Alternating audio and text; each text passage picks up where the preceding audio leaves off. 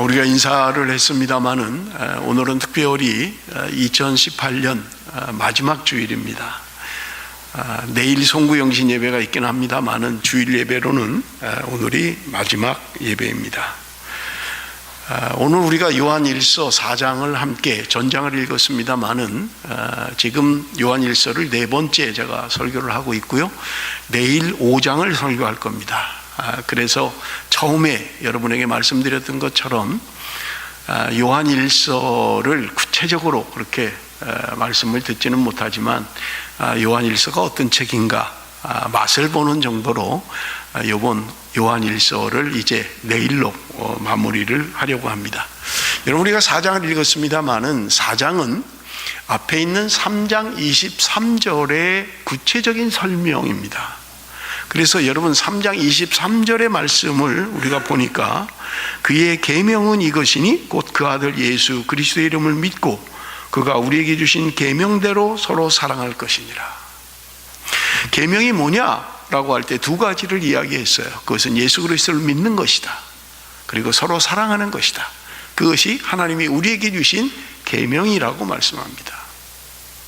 여러분, 예수님께서도 말씀을 하시죠. 첫째 되는 계명이 뭐냐라고 할 때 하나님을 사랑하는 것이다. 그리고 내 이웃을 내 몸과 같이 사랑하는 것이다. 그것이 율법과 선지자의 강령이다. 그렇게 이야기를 했어요. 그래서 여러분, 지금 사도 요한은 이제 요한일서의 결론으로 가면서 사랑을 이야기하고 있는 거예요. 두 가지라고 말씀을 드렸어요. 예수를 믿는 것, 그리고 사랑하는 것이다. 그렇게 이야기를 했습니다. 그런데 4장은 1절에서 6절까지는 우리가 믿는 게 뭐냐, 믿음에 대한 이야기를 하고 있고요. 7절부터 12절까지는 사랑에 대한 이야기를 하고 있습니다. 13절부터 21절까지는 믿음과 사랑에 대한 하모니를 이루는 것으로 이야기를 하고 있는 것을 우리가 볼 수 있는 것입니다. 그래서 믿음이 뭐냐, 먼저 1절에서 6절까지의 내용을 가지고 우리가 함께 은혜를 나누겠습니다. 4장 1절 우리 한번 같이 읽겠습니다. 4장 1절 말씀 다 같이 읽습니다. 시작. 사랑하는 자들아, 영을 다 믿지 말고 오직 영들이 하나님께 속하였나 분별하라. 많은 거짓 선지자가 세상에 나왔음이라. 영을 다 믿지 말라는 거예요. 오직 영들이 하나님께 속하였나 확인해야 된다는 거예요. 분별해야 된다는 거예요. 자, 여러분 여기 보세요. 영을 믿지 마라. 영을 어떻게 확인할 수 있겠어요? 여러분, 이 영이라고 하는 것은 선지자라고 바꿔도 의미의 변화가 없습니다. 선지자들을 다 믿지 말라는 거예요. 그 선지자들이 하나님께 속해 있는지 하나님이 아닌 것에 속해 있는지를 확인하라, 분별하라고 이야기하는 거예요. 그런데 여러분, 우리가 분별하는 방법이 무엇입니까? 뭘 가지고 분별을 해요? 하나님께 속해 있는지 하나님께 속하지 않고 세상에 속해 있고 저 그리스도에 속해 있는지를 무엇을 가지고 분별한단 말이에요. 여러분, 여기 오늘 성경은 이야기합니다. 2절 말씀을 우리 한번 봅시다. 2절. 이로써 너희가 하나님의 영을 알지니 곧 예수 그리스도께서 육체로 오신 것을 시인하는 영마다 하나님께 속한 것이다. 분별의 기준이 있어요. 무슨 기도해보고 무슨 영감을 주시고 하나님께 속했습니까? 세상에 속했습니까? 가짜입니까? 저 거짓 그리스도입니까? 거짓 선지자입니까? 그렇게 하는 게 아니라 분별의 기준이 분명히 성경에 이야기하고 있어요. 그게 뭐냐? 예수 그리스도가 육체로 오신 것을 시인하면 그는 하나님께 속해 있다는 거예요.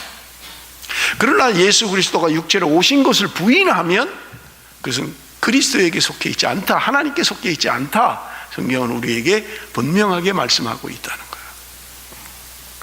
여러분, 우리는 지금 다 믿고 있지요. 무엇을 믿는가라고 하는 것을 우리는 분명하게 알고 있습니다. 예수 그리스도께서 육체로 오신 것을 다 믿어요. 우리의 신앙의 고백이에요. 그런데 여러분, 사도 요한이 요한 1서를 쓸 당시에는 예수 그리스도가 육체로 오신 것을 부인하는 사람들이 교회 안에 있었다는 거예요. 같은 믿음을 갖고 있는 것 같아요. 같은 믿음의 공동체 안에 같은 신앙 고백을 하는 것 같아요.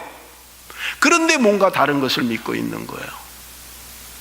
은밀하게 교회 안에 들어와서 다른 것을 강조하고 다른 것을 믿고 있는 거예요. 그런데 그 핵심이 뭐냐? 거짓 선지자와 참 선지자를 구분할 수 있는 그 기준이 뭐냐?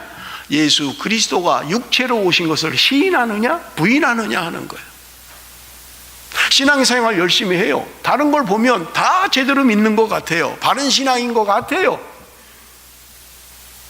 그런데 들여다보면 뭔가 믿는 게 달라요. 우리가 고백하는 신앙과 다른 거예요. 예수께서 육체로 오신 것을 부인하는 거예요. 여러분, 요한일서를 시작하면서 제가 여러 번 말씀을 드렸어요. 그 당시에 영지주의라고 하는 이단이 기독교에 엄청난 피해를 줬던 거예요. 열심도 있어요. 잘 믿어요.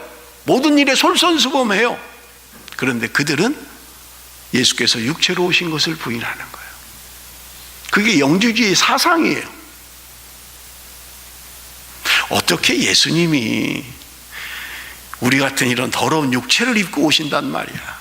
아마 그냥 가짜로 오셨을 거야. 그래서 가연설이라고 말씀을 드렸잖아요. 영지주의 분파입니다. 예수님이 우리의 육체, 그들의 주장은 뭐냐? 이원론이에요. 영과 육체를 분리하는 거예요. 물질과 영을 분리하는 거예요. 그래서 영은 고상하고 영은 거룩하고 영은 좋은 것인데 우리의 육체는 저급하고 더러운 것이라고 생각하는 거예요. 그래서 죽음마저도 이 육체에 구속되어 있는 우리의 영이 자유함을 얻는 것이다. 그들은 그렇게 믿고 있는 거예요. 그러니 예수님이 육체로 오신 것을 부인할 수밖에 없는 거예요. 그럴듯해요. 영을 강조합니다. 여러분, 오늘 우리 교회 안에서도 그렇지 않나요? 뭐 되게 영적인 걸 강조하는 것 같아요. 신비적인 걸 자꾸 강조해요. 내가 기도했더니 하나님이 이렇게 말씀하시다. 내가 뭘 봤다. 자꾸 이런 걸 강조하는 거예요. 그런데 여러분, 성경은 우리에게 말씀하고 있는 거예요. 예수 그리스도께서 육체로 오신 것을 부인한다면 그것은 거짓 그리스도고 거짓 선지자고 잘못된 영을 가지고 있다는 거예요. 여러분, 오늘 우리에게 필요한 것은 뭐냐? 분별하라는 거예요. 분별하라는 거예요. 그가 하나님께 속했는지 세상에 속한 것인지 사단에게 속한 것인지 하나님께 속했는지 분별해야 된다는 거예요. 그래서 뭐 맞는 얘기한다고 옳은 얘기한다고 다 따라가면 안 된다고 말씀하고 있는 것을 우리는 볼 수 있는 것입니다. 그러므로 육체로 오신 것을 부인한다면 그는 거짓 선지자다 이야기예요. 여러분, 거짓 선지자들의 특징이 무엇입니까? 5절입니다. 5절 한번 같이 읽습니다. 5절 다 같이 시작.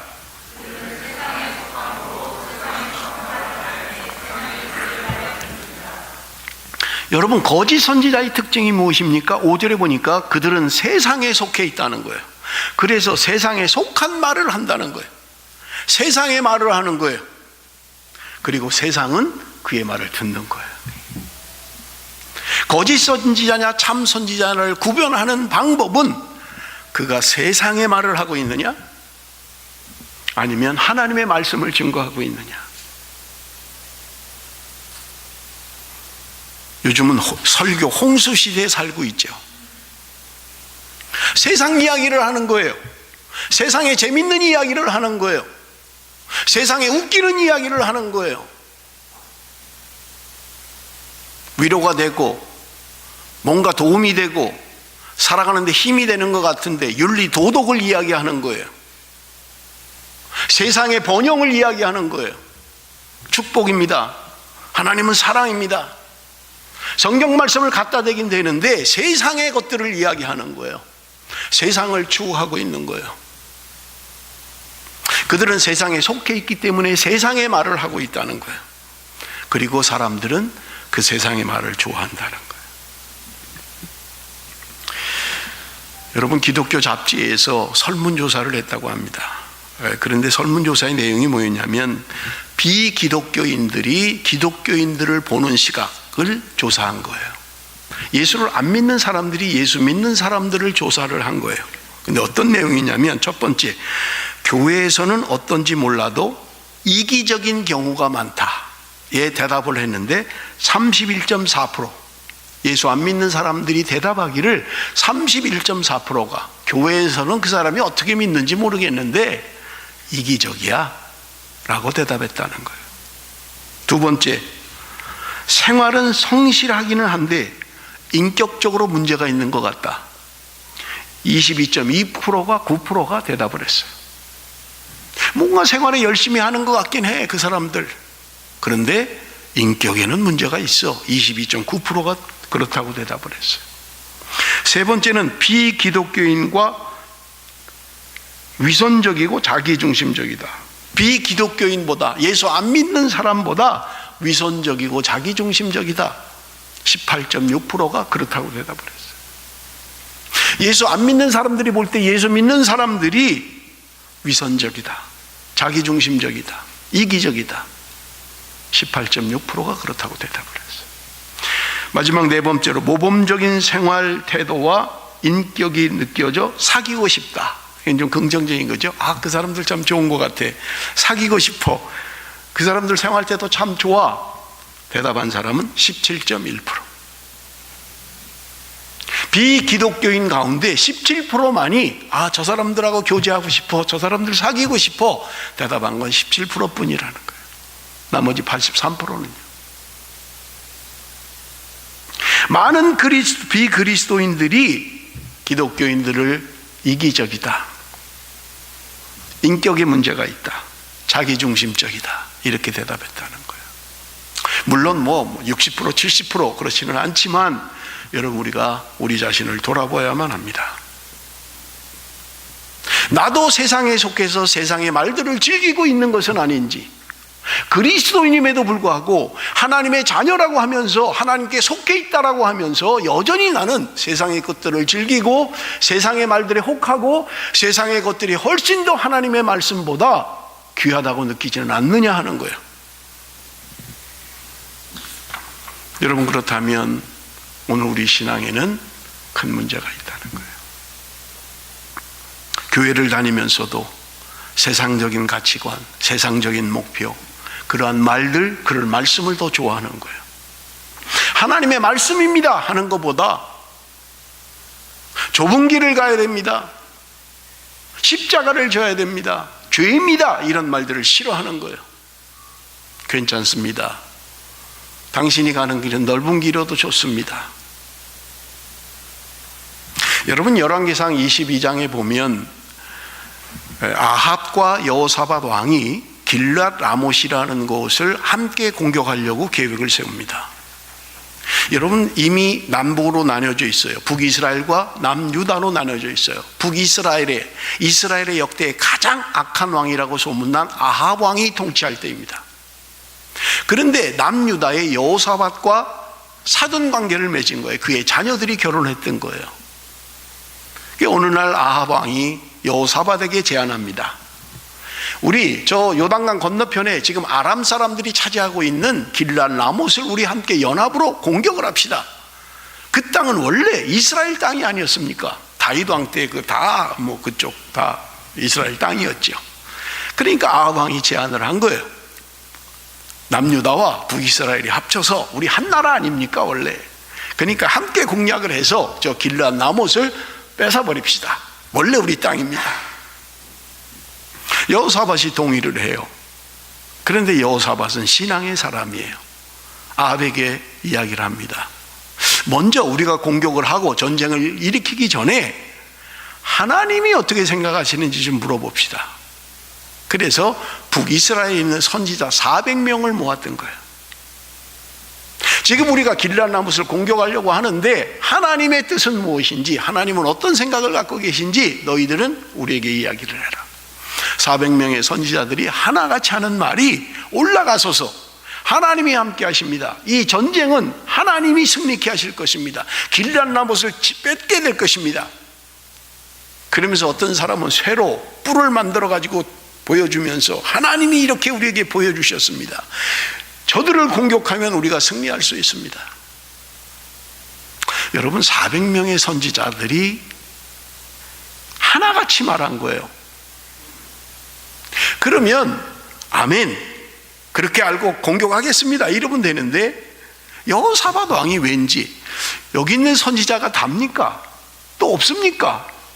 그러니까 아합 왕이 대답하는 말이, 한 명 있기는 있습니다. 그런데 그 친구는 나한테 항상 좋은 말 한 적이 없습니다. 항상 나쁘게 말합니다. 그러니까 여호사밧 왕이 그를 좀 데려와 주십시오. 그래서 미가야 선지자가 아합과 여호사밧 왕 앞에 서게 됩니다. 너 똑바로 말해라. 지금 이 공격하는 것이 하나님이 기뻐하는 것이냐? 하나님이 우리에게 승리를 주실 것이냐? 그것을 물었던 거예요. 그런데 미가야가 대답하는 말은 당신들이 이 전쟁에 나간다면 아합 왕 당신은 죽게 될 것입니다. 전쟁은 패하게 될 것입니다. 여러분, 지금 왕들이 전쟁에 나가려고 하는 거예요. 그들이 듣고 싶은 말이 뭐예요? 승리합니다. 이길 수 있습니다. 하나님이 함께 하실 것입니다. 이런 말을 듣고 싶어 할 거 아니에요. 어느 왕이 전쟁에 나가면서 당신 나가면 집니다, 당신 죽습니다, 이런 말을 누가 좋아하겠느냐고요. 그러니까 아합 왕이 이야기합니다. 보세요, 쟤는 항상 안 좋은 말만 해요. 쟤는 감옥에 가둬버리는 거예요. 그리고 전쟁에 나갔습니다마는 미가야 선지자의 말대로 그 전쟁에 패하고 아합은 죽게 됩니다. 미가야 선지자가 이야기를 합니다. 하나님이 나에게 말씀하셨습니다. 누가 저 아합을 꿰어서 전쟁터로 내몰아 죽게 할 것이냐? 이런 의견도 있고 저런 의견도 있고 냅니다. 한 영이, 한 천사가 의견을 냅니다. 내가 거짓말하는 영이 되어서 그들 속에 들어가서 그를 꿰겠습니다. 그리고 그를 전쟁으로 몰아가서 그를 죽게 만들 것입니다. 하나님이 그렇게 해라. 그래서 400명의 선지자 속에 거짓의 영이 들어가서 거짓말을 했던 거예요. 그것도 모르는 아합과 여호사밧은 그만 전쟁에 나가서 패하고 말았던 것입니다. 숫자에 있지 않아요. 듣기 좋은 말이 바른 거 아니에요. 미가야 선지자는 하나님의 뜻을 전했던 거예요. 여러분, 세상은 하나님의 말씀을 듣는 것을 별로 좋아하지 않습니다. 여러분, 구약시대뿐만 아니라 지금도 마찬가지예요. 여러분, 우리 한번 성경을 봅니다. 디모데후서 4장 3절 4절 다 같이 한번 읽겠습니다. 디모데후서 4장 3절 4절 다 같이 시작.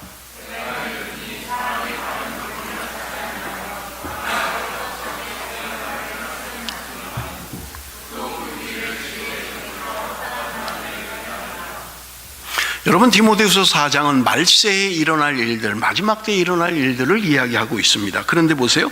사람이 바른 교훈을 받지 아니하며 귀가 가려워서 자기 사욕을 따를 스승을 많이 두고 또 귀를 진리에서 돌이켜 허탄한 이야기를 따르니라. 진리를 따르지 않아요. 허탄한 이야기를 따라가는 거예요.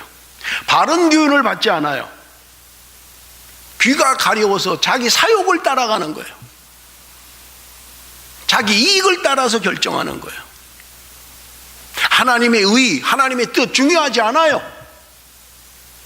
내 욕심이, 내 꿈이, 내 뜻이 더 중요해요. 여러분, 이것이 마지막 말세에 일어날 징조라고 이야기하고 있는 거예요.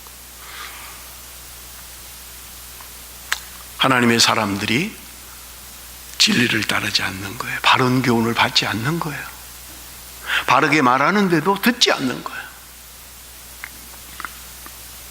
진리에서 돌이키는 거예요. 허탄한 이야기를 따라가는 거예요. 여러분, 오늘 우리에게 한 사람은 반대를 하고 400명은 찬성을 한다고 한번 생각을 해보세요. 400명의 목사는 찬성을 해요. 한 명 목사만 반대를 해요. 누가 한 명을 따르겠습니까? 400명이 옳다라고 하지 않겠습니까? 데살로니가 후서 2장 9절에서 12절입니다. 악한 자의 나타남은 사단의 활동을 따라 모든 능력과 표적과 거짓 기적과 불의의 모든 속임으로 멸망하는 자들에게 있으리니 이는 그들이 진리의 사랑을 받지 아니하여 구원함을 받지 못함이라. 이러므로 하나님이 미혹의 역사를 그들에게 보내사 거짓 것을 믿게 하심은 진리를 믿지 않고 불의를 좋아하는 모든 자들로 하여금 심판을 받게 하려 하심이라. 악한 자의 나타남은 사단의 활동을 따라 모든 능력과 표적과 거짓 기적과 사단도 능력을 행한다는 거예요. 표적을 행한다는 거예요. 기적을 나타낸다는 거예요. 그래서 많은 사람들이 몰려들고 따라간다는 거예요. 그런데 그들의 결론이 무엇입니까? 구원을 받지 못하게 하기 위해서 그렇다는 거예요. 거짓 것을 믿게 하심은 진리를 믿지 않고 불의를 좋아하는 모든 자들로 하여금 심판을 받게 하기 위해서 한다는 거예요. 하나님의 심판을 집행하기 위해서 사람들이 자꾸 거짓 것을 좋아하고 불의를 좋아하고. 사랑하는 성도 여러분, 나는 바른 진리를 따라가고 있습니까? 나는 힘들고 어려워도 하나님의 바른 말씀 듣기를 원합니까? 나는 그저 세상에 속한 말들, 귀에 듣기 좋은 말들, 그 말씀을 나는 따르고 있는 것은 아닙니까? 사랑하는 성도 여러분, 2018년이 저물어가고 있습니다. 이제 하루 남았습니다. 하나님은 오늘도 우리에게 바른 진리의 말씀을 따라가는 하나님의 사람이 되기를 원하고 계신 것입니다. 여러분 7절 8절 말씀 우리 한번 같이 읽어봅니다. 7절 8절 다 같이 읽습니다. 시작. 사랑하는 자들아 우리가 서로 사랑하자. 사랑은 하나님께 속한 것이니 사랑하는 자마다 하나님으로부터 나서 하나님을 알고 사랑하지 아니하는 자는 하나님을 알지 못하나니 이는 하나님은 사랑이십니다. 하나님에 속한 자가 어떤 자냐라고 하는 것을 이제 사랑으로 표현하고 있는 거예요. 사랑하는 자는 하나님께 속해 있다는 거예요. 하나님께 속한 자는 세상의 말을 하지 않는다는 거예요. 세상의 말을 즐거워하지 않는다는 거예요. 하나님께 속한 자는 온전한 믿음을 가진 자라고 말씀하고 있는 거예요.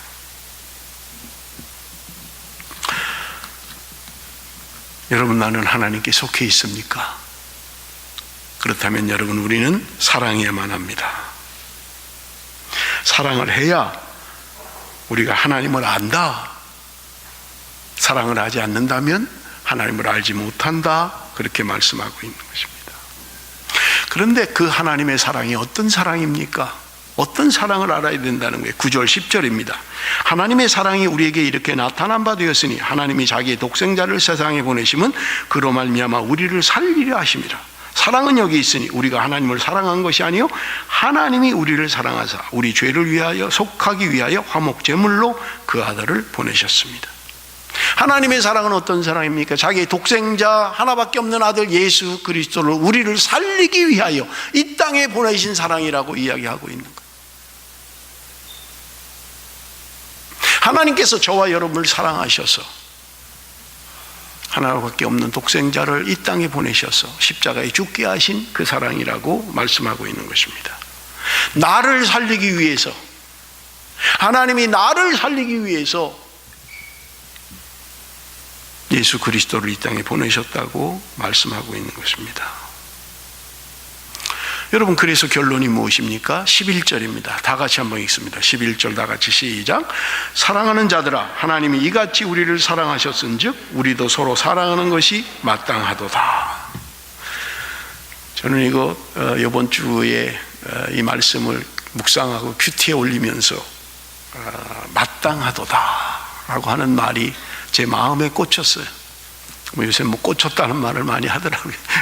저도 한번 따라해 봅니다. 그런 말 잘 안 쓰는데 하나님이 우리를 그런 지고지순한 사랑으로 사랑하셨다는 거예요. 하나밖에 없는 독생자를 죽이기까지 하면서 우리를 살리시고 사랑하셨다고 이야기합니다. 그러므로 우리도 서로 사랑하는 것이 마땅하다. 선택의 문제가 아니에요. 형편의 문제가 아닙니다. 주님이 우리를 위하여 죽으신 그 사랑, 하나님의 그 사랑, 그러므로 우리가 사랑하는 것은 당연하다, 마땅하다. 선택의 문제도 아니고요, 환경의 문제도 아니고요, 조건의 문제도 아닙니다. 우리가 사랑하는 것은 마땅한 것이다. 그렇다면 이 시간에 여러분에게 묻겠습니다. 나는 사랑하고 있습니까? 그저 나 좋아하는 사람, 나 따르는 사람은 사랑하기 쉽습니다. 나하고 의견이 다르고 나하고 척이 지고 나하고 뭔가 이해관계가 껴있는 사람, 사랑하는 것은 쉽지 않아요. 그러나 성경은 우리에게 말씀합니다. 그런 조건을 이야기하지 않습니다.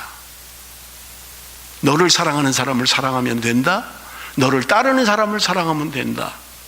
너를 좋아하는 사람을 사랑하면 된다. 그렇게 말씀하고 있지 않다는 거예요. 우리가 사랑하는 것은 마땅한 일이라고 성경은 우리에게 말씀해 주고 있는 것입니다. 제가 오늘 글을 보니까 좋은 글이 있어서 여러분에게 소개합니다. 어느 홀 어머니가 어린 두 아들을 데리고 살았어요. 뭐 대단한 재산도 없고 가진 것도 없고, 그러니 그 어머니가 행상을 하면서 막일을 하면서 그렇게 힘들게 자식들을 키웠던 거예요. 어느 날 늦게까지 일을 하고 집으로 돌아오는 길에 보니까 불이 난 걸 본 거예요. 어느 집에 불이 났네 하고 오면서 보니까 그 불난 집이 자기 집이었던 거예요. 어린 자식들이 그 안에 있는데 사람들을 둘러서서 걱정하고 염려합니다. 아이고 어떻게 저 불났는데, 아이고 저 안에 사람이 있는데, 저거 애들 소리가 나는데, 전부 다 구경만 하고 있는 거예요. 누구 하나 그 안에 뛰어들어갈 생각을 엄두조차 내지 못하는 거예요. 그래서 사람들이 이야기하기를 세상에서 재밌는 구경이 두 가지가 있는데 불난 집 구경하는 것과 싸움하는 거 구경하는 게 재밌다, 그렇게 이야기를 하잖아요. 다 구경은 해요. 찌찌찌찌 해요. 그런데 아무도 자기를 희생하려고 하지 않는 거예요. 이 어머니가 달려옵니다. 늦게까지 일을 하고 자기 집으로 달려와서 보니까 그 안에 두 아들이 있는 거예요. 어린 아들들이 둘이 있는 거예요. 이 어머니가 생각하는 것조차 못하고 이불을 뒤집어 쓰고 그 불길을 뚫고 들어가서 그 어린 아들들을 끌고 나옵니다. 그러는 중에 불이 붙어서 얼굴에 화상을 입고 온몸에 화상을 입은 거예요. 여러분, 화상 입은 사람을 보셨습니까? 흉측합니다. 흉측해요. 볼 수가 없어요. 그러니 남의 집에서 일도 못하는 거예요. 그렇게 흉측하게 됐으니까 누가 써주지도 않는 거예요. 그저 빌어먹다시피 그렇게 힘들게 어렵게 살면서 어린 자식들을 공부를 시켰던 거예요. 다행히 자식들이 공부를 잘해서 하나들은 동경대학에, 하나들은 와세다 대학에 수석으로 합격을 했어요. 고생을 했지만 얼마나 보람이 있습니까? 사람들에게 손가락질을 받지만 얼마나 보람이 있습니까? 불에서 나오다가 다리를 다쳐서 다리는 찌릿거리고요, 몸에는 화상으로 온 쳐다보지도 못할 정도로 흉악한 얼굴이 됐던 거예요. 아들들이 졸업을 합니다. 어머니가 얼마나 가고 싶겠어요?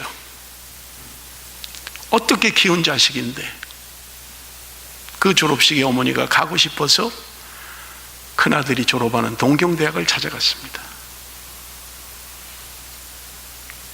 그런데 그 어머니가 저 정문 앞에 보이는데 그 아들이 봤던 거예요. 쩔뚝거리고 얼굴은 흉측하고 남루한 옷을 입고 있는 자기 어머니를 발견한 거예요. 이 큰 아들은 수석으로 졸업하면서 이미 일본의 가장 큰 회사의 특채가 되어서 졸업만 하면 이제 그의 성공은 눈에 보는 거예요. 그런데 이 아들이 자기 어머니를 발견한 거예요. 정문 앞에 있는 자기 어머니를 발견한 거예요. 남노하고 냄새나고 찔뚝거리고 얼굴은 화상으로 일그러진 자기 어머니를 발견한 거예요. 수의실에다가 이야기를 합니다. 나를 찾는 사람이 있으면 없다고 해라. 어머니가 그 사실을 알고 발길을 돌리면서 자살을 결심합니다. 내가 평생을 어떻게 키웠는데 차라리 죽는 게 낫겠다. 죽음을 결심합니다. 그런데 그 순간에 작은 아들이 보고 싶은 거예요. 얼굴이라도 한번 봤으면 좋겠다. 작은 아들이 졸업하는 와세다 대학으로 갑니다. 그저 먼 치에서 그저 얼굴만 한번 보고 가려고 들어가지도 못하고 그 돌아서는 순간에 둘째 아들이 봤던 거예요. 남루하고 냄새나고 얼굴은 흉측하고 다리는 절고 떠나라는 어머니를 둘째 아들이 부르면 엄마!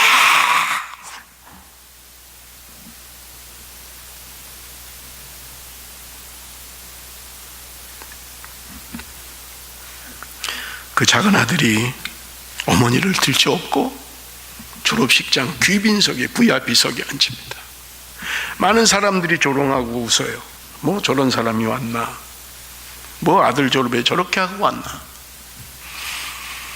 이 작은 아들은 와세다 대학을 수석으로 입학했고 수석으로 졸업해서 답사를 합니다. 그는 강대상에 올라가서 이야기합니다.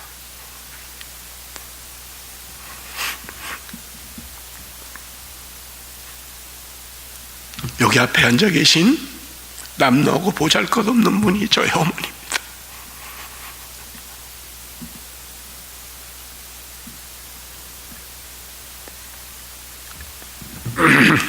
죄송합니다. 나의 어머니는 나를 살리려고 불 속에 뛰어드셨습니다. 온갖 고생을 하고 저를 기르셨습니다.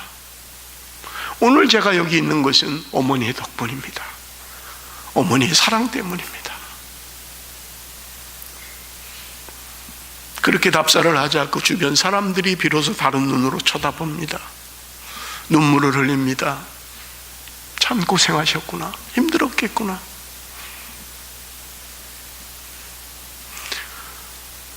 그날 기자들이 그 광경을 다 찍었던 거예요. 뉴스에 나갑니다.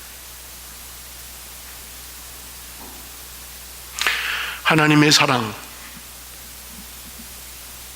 조건 없는 그 어머니의 사랑처럼 인간의 사랑도 이러할진데 하나님의 사랑, 말로 표현할 수 없는 그 하나님의 사랑입니다.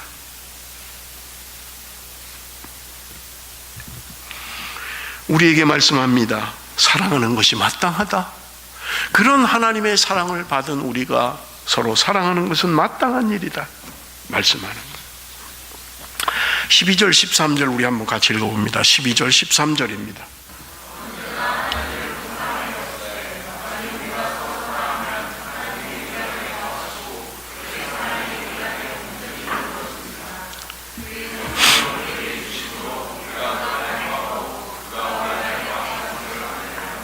하나님을 본 사람이 없습니다. 하나님을 볼 수가 없습니다. 그런데 우리가 사랑한다면 하나님을 알 수 있는 거예요. 우리가 사랑하면 하나님이 우리 안에 거하시는 것을 알 수 있다는 거예요. 그리고 온전히 그 사랑이 이루어진다고 말씀합니다. 그런데 하나님이 내 안에 계신 것을 우리에게 주신 성령이 나로 하여금 알게 하신다는 거예요. 성령이 내 안에 하나님이 있는 것을 깨달아 알 수 있다고 말씀하고 있는 것입니다. 하나님의 그 사랑 18절 19절입니다. 사랑 안에 두려움이 없고 온전한 사랑이 두려움을 내쫓나니 두려움에는 형벌이 있습니다. 두려워하는 자는 사랑 안에서 온전히 이루지 못하였느니라. 우리가 사랑함은 그가 먼저 우리를 사랑하였습니다. 사랑 안에 두려움이 없다. 온전한 사랑은 두려움이 없다는 거예요. 여러분 마지막 결론 20절 21절 말씀입니다. 우리 한번 같이 읽겠습니다. 20절 21절 다 같이 시작.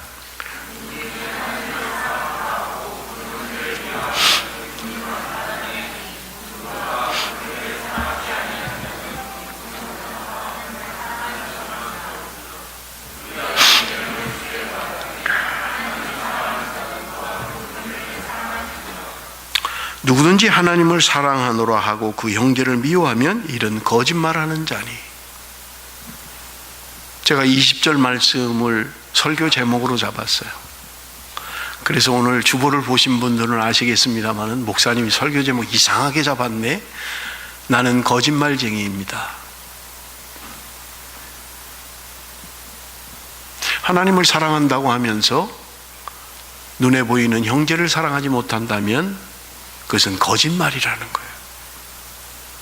아, 나는 하나님은 정말 사랑합니다. 나 하나님을 위해서 뭐든지 할 수 있습니다. 그런데 네가 눈에 보이는 형제를 사랑하지 않느냐? 너는 거짓말하고 있는 거야. 그런 사랑은 없어. 눈에 보이는 형제를 사랑하지 못하는데 네가 눈에 보이지 않는 하나님을 어떻게 사랑한다는 거야? 저는 이 말씀을 묵상하면서 제가 거짓말자인 것을 깨달았어요. 내가 거짓말쟁이다. 하나님을 사랑한다라고 생각했어요.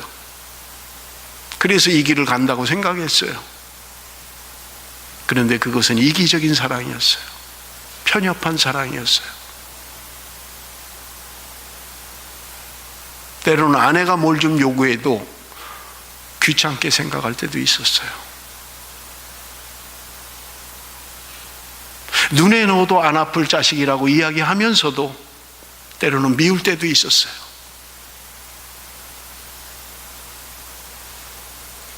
형제요 자매요 내게 맡겨진 양이라고 생각하면서 어떤 사람은 덜 사랑한 사람도 있었어요.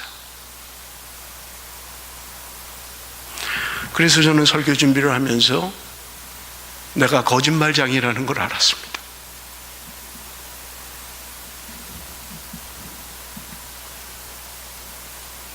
마땅한 사랑을 해야 됨에도 불구하고 마땅한 사랑을 하지 못했어요.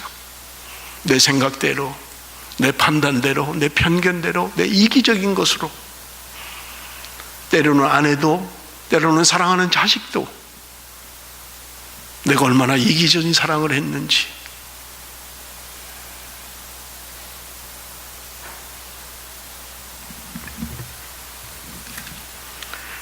여러분, 저는 거짓말쟁이입니다.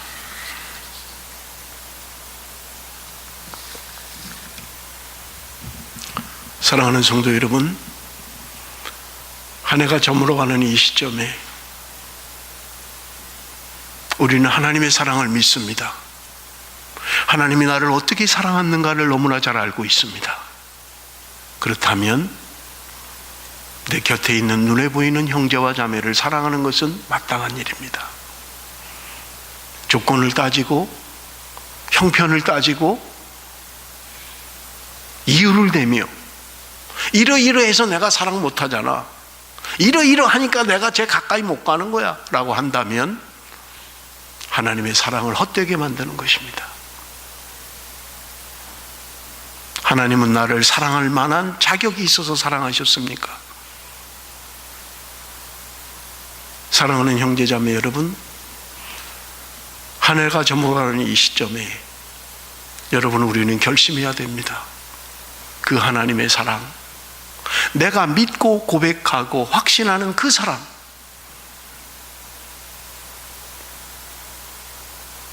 한 교회를 섬기고 있는 형제자매, 한 교회 안의 교우이면서도